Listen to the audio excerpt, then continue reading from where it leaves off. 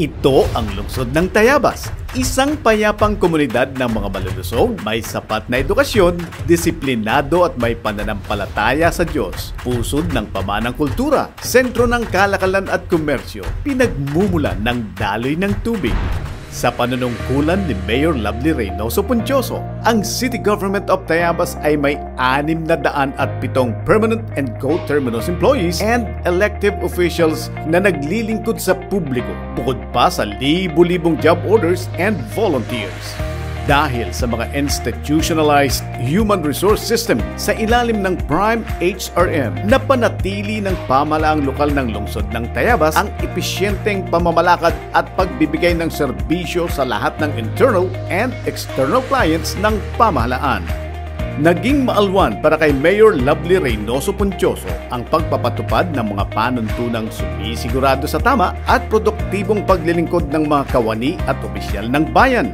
Nabigyang gabay ang mga kawani at mga namumuno para masigurado ang dekalidad na paglilingkod at mahusay na serbisyo publiko sa mamamayan, alinsunod sa mga panukatan at pagtatasang itinakda sa kabuuan ng pamahalaang lokal. Ang recruitment, selection, and placement ng mga kawani ay nakabase sa prinsipyo ng equal employment opportunity para mabigyan ang lahat ng kwalipikadong individual ng tsansang matanggap sa trabaho. Nagresulta ito sa pagkakaroon ng mga kawani buhat sa iba't ibang sektor ng lipunan na silang bumubuo sa 607 permanent, co-terminus and elective officials and employees ng pamahalaang lokal ng lungsod ng Tayabas. Naging sandigan ng pamahalaang lokal ng lungsod ng Tayabas ang Strategic Performance Management System upang sukatin ang performance ng bawat kawani ayon sa tinatahak na vision, mission, and strategic goals ng ehensya. Lahat ng performance rating ay nakabase sa mga patunay at dokumentadong ebidensya.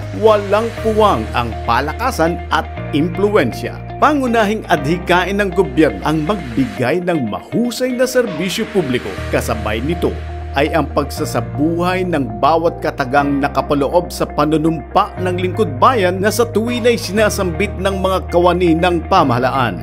At para higit na pasiglahin ang advokasiyang ito, kinikilala ng pamahalaang lokal ang mga kawaning nagsilbing mabuting halimbawa, nagbigay pag-asa at inspirasyon sa kanyang kapwa lingkod bayan bilang Model Public Service Provider of the Month. Inilunsad din ang natatanging kawani at natatanging tanggapan awards upang patuloy na mahanap, salain at bigyan ng pagkilala at gantimpala ang mga karapat-dapat na empleyado at tanggapan na naglilingkod ng may malasakit, katapatan at kahusayan na walang kinikilingan.